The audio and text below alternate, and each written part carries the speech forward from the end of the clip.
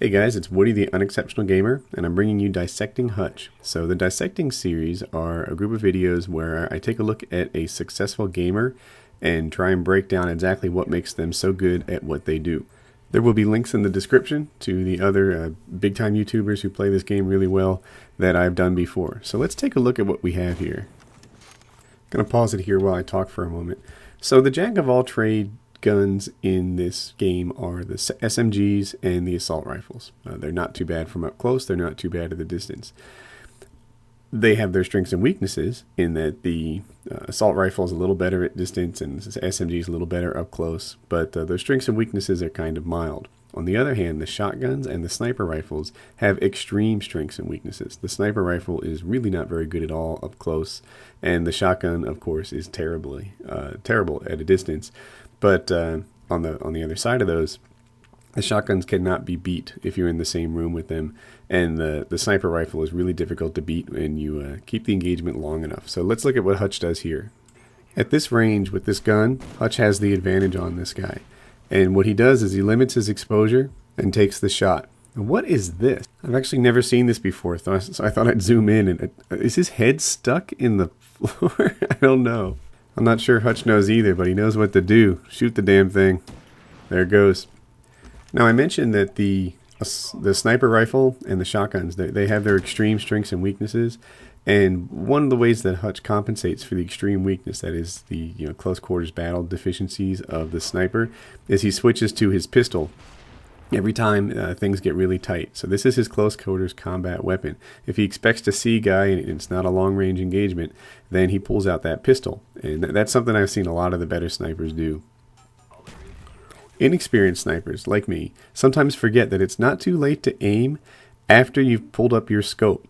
So you can see that Hutch pulls up his scope off target, and he does what's called a drag shot to get on target after he's pulled up the scope and get the kill there. So don't forget that you can aim this thing even after you've looked down the sights. Snipers often run a real high sensitivity just so that they can pull off shots like that, because once you look down the scope, it doesn't move a whole lot, but you can compensate for that by running a high sensitivity. The next thing I see Hutch do here is take the shot. So it's easy, especially with the sniper rifle, to think that you need to line up the shot for a good, ridiculous amount of time, 3 seconds or so. But it's not the end of the world if you miss your shot.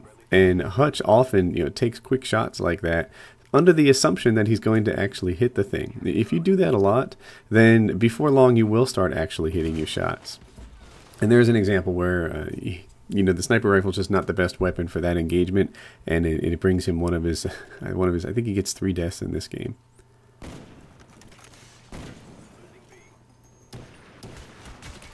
All right, so that didn't work out that well, but what we did see there was him taking the shot. Now he missed the first 2, and it doesn't dissuade him. It doesn't make him think, oh no, this thing isn't going to go well. Take the shot and give it a go. You'll be better off than moving really slowly and assuming that you won't. This time, after having died in that same engagement, he remembers to pull out his pistol, and that'll suit him better for the up-close combat. Now, of course, the darn guy got a close kill sniper just to make me look silly, but the advice is still sound. If you're going to get in the up-close engagement, then pull out your pistol. Now, what he does here is something I like a lot. I'm going to pause it while I talk about it. Now, he has the A flag behind him, so he knows the enemy is most likely going to be coming from the other side of the map, over by C-Dom, and he's trying to take Bravo, right? Because you typically need Bravo to win. These 3 flags are in a straight line, and that means you often want to hold 2 of them in a row. You can't really hold AC in this game because you'll have to run all the way across the map just to do that. So he's taking Bravo. Knowing that he's taking Bravo, and knowing that they're going to be coming from Charlie, he does what I think of as closing the door. And by that I mean he unloads his lethal and tactical grenades down the hallway here. And that's going to prevent anyone who would have wanted him to stop capping the flag from going in there. And it works out really well. It turns out there is a bad guy coming from the Charlie side, and the guy has to sort of sit there and wait it out because he's being bombarded with his lethal and tactical grenades. So that works out just like it's supposed to, and he has the flag. Nice shot. What comes up next here is called Slicing the Pie. As he rounds the corner, he rounds it prepared for a fight. And this is good for sniper rifles, but not just sniper rifles. It's also a good idea for any gun that you carry. If you can round the corner and you have any idea that there might be a bad guy there, then being prepared for it is going to be so much better than sprinting around. And here's a good example of what I talked about earlier. That was just not a good sniper rifle engagement right there. The guy was right on top of him. And the guy was right on top of him, so he switched to his pistol. And now he has a fully auto weapon, which is really nice. I don't know if you guys caught how quickly he picked up that secondary weapon, but if you tap YY, you can skip some of the animation that involved with picking up the gun, and he picks up that secondary off the ground and has it ready for use in no time at all. And I think it saved his life right there, so that's a good thing. The next thing I noticed here is a lot of map knowledge. So it's one thing to know how to get from one part of the map to the other. That's kind of one of the first things you learn.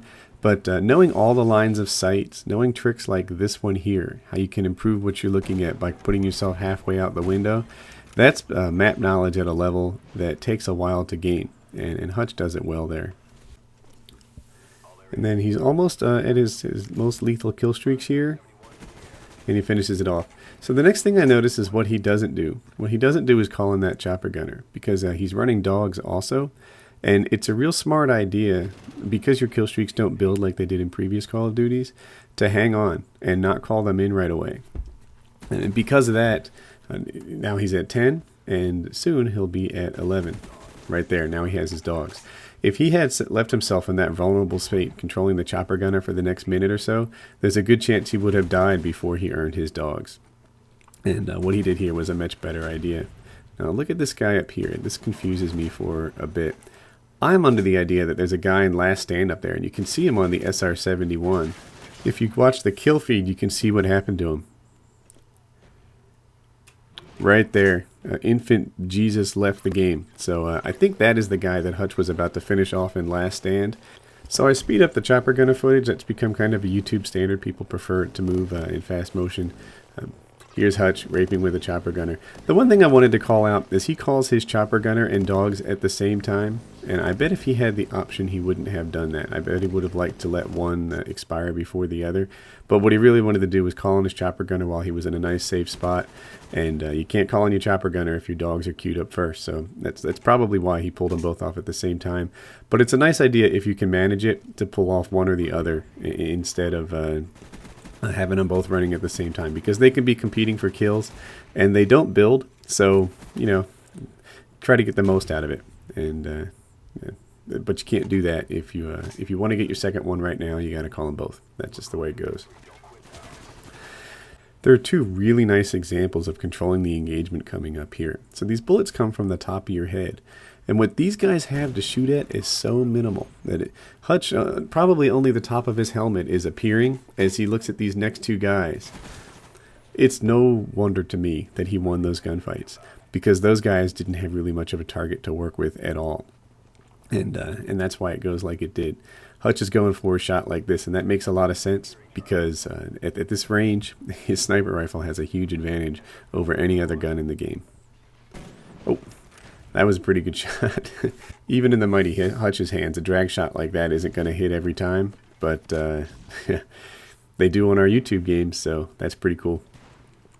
And this thing's almost over. His team's up 197-63, and this is going to be a wrap. So I hope you enjoyed this Dissecting Hutch episode and saw what makes him work. If you like this, there's 3 other videos in the Dissecting series so far: Sandy Ravage, Only Use Me Blade, and X Socrates, where I take a close look at their games and see what makes them tick. If this is a cool thing for you, don't forget to click like on the video, and there'll be more of them coming.